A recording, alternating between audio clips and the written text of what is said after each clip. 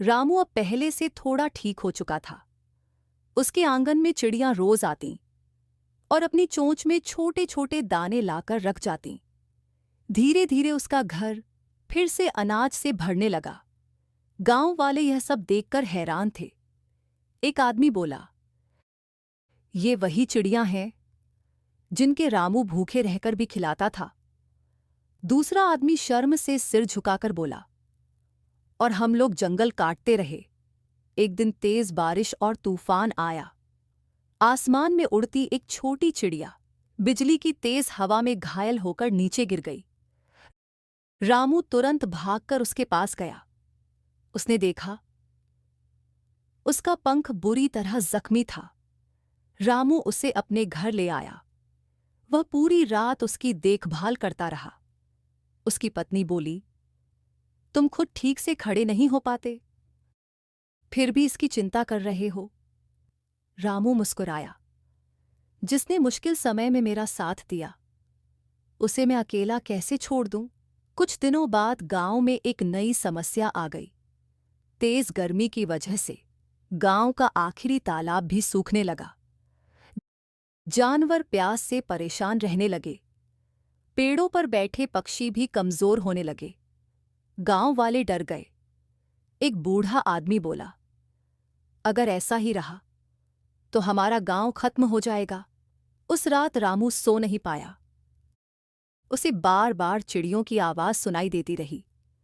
सुबह होते ही वह गांव वालों के पास गया और बोला, अगर हमें अपना गांव बचाना है तो फिर से पेड़ लगाने होंगे।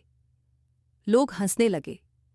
एक आदमी बोला, सूखी जमीन पर पेड़ उगेंगे। रामू शांत होकर बोला, अगर उम्मीद जिंदा हो तो सूखी मिट्टी भी फिर से हरी हो सकती है। अगले दिन रामू अकेला ही गांव के बाहर गड्ढे खोदने लगा। वह छोटे छोटे पौधे लगा रहा था। तेज धूप थी। उसका शरीर कमजोर था, लेकिन वह रुका नहीं। यह देखकर कुछ बच्चे उसके पास आए। उन्होंने पूछा, काका, हम भी मदद करें? रामू मुस्कुराया, पेड़ लगाओगे तो चिड़ियां फिर से लौट आएंगी। धीरे धीरे बच्चे भी पौधे लगाने लगे। फिर कुछ और गांव वाले जुड़ गए। अब रोज सुबह चिड़ियों का झुंड कहीं दूर से अपनी चोंच में छोटे बीज लाता और खेतों में गिरा देता। बारिश अभी भी नहीं हुई थी, लेकिन उम्मीद लौटने लगी थी। एक दिन वही छोटी चिड़िया जिसे रामू ने बचाया था, उसके कंधे पर बैठ गई। रामू बोला, लगता है भगवान अब भी हमसे नाराज नहीं है। उसी गांव में एक लालची जमींदार भी रहता था, ठाकुर वीरेंद्र। वह बोला, ये सब बेकार है, पेड़ लगाने से कुछ नहीं होगा। उसने अपने आदमियों को आदेश दिया, इन पौधों को काट दो, मुझे यहां बड़ा गोदाम बनाना है। रात में उसके आदमी पौधे उखाड़ने लगे, लेकिन तभी सैकड़ों चिड़ियां वहां आ गईं। वे जोर जोर से चहचहाने लगीं। शोर सुनकर पूरा गांव जाग गया। गांव वाले दौड़ते हुए पहुंचे। जब उन्होंने देखा कि ठाकुर के आदमी पौधे काट रहे हैं, तो सब गुस्से में भर गए। पहली बार पूरा गांव रामू के साथ खड़ा था। एक बुजुर्ग आदमी बोला, जिस इंसान ने भूखे पक्षियों को खिलाया, आज वही हमारे गांव को बचा रहा है। गांव वालों ने ठाकुर को रोक दिया।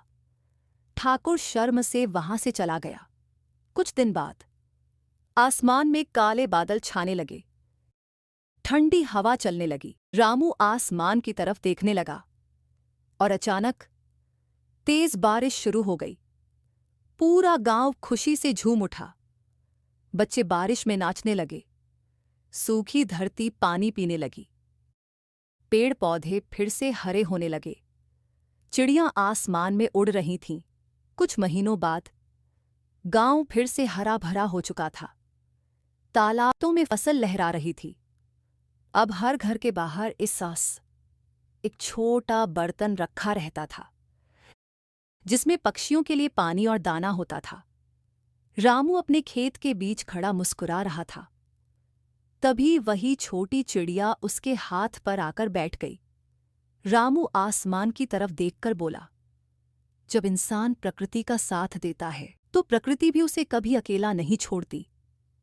पेड़ बचाइए, पक्षियों को दाना दीजिए, क्योंकि प्रकृति का प्यार ही जीवन का असली सहारा है।